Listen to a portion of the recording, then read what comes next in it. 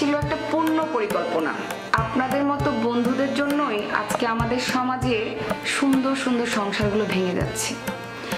তার কারণ এই যে ওয়াইফের বউদের প্রতি মানে একটা লোভনীয় আকর্ষণ, তারপরে তার সাথে সম্পর্কে লিপ্ত হওয়া, তারপরে তার পরকীয়া করা, এভাবে পুরো সমাজটাতে এত পরিমাণ সংসার ভাঙতেছে বলার মতো না।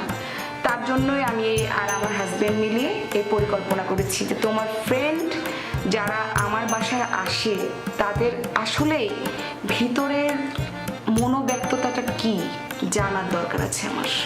আমি আমার ওয়াইফের সাথে চ্যালেঞ্জ করেছিলাম যে আমার বাসায় যত ফ্রেন্ড সার্কেল আসবে আমার বন্ধুরা সব আমার মতো, তোমার দিকে কেউ তাকাবে না। কিন্তু আমি হেরে গেছি দোস্ত। আমার বউ তা প্রমাণ করে দিয়েছে যে কোনো বন্ধুই কোনো বন্ধুকে বিশ্বাস করা ঠিক না। আর সে তোমার ক্যারেক্টারটা কিন্তু প্লে করে দিয়েছে আমার সামনে। আজকে তুমি টের পেলে আমি যে বলতাম এতদিন ধরে তোমাকে? ইয়েস, আমাকে অনেক নিষেধ করেছে যে কোনো বন্ধুকে না জেনে না শুনে বাসায় নিয়ে আসবে না। আমি অহংকার করে বলতাম, আমি হেরে গেছি। এইভাবেই যদি প্রত্যেকটা হাজবেন্ড তার ওয়াইফকে দিয়ে পরীক্ষা করায়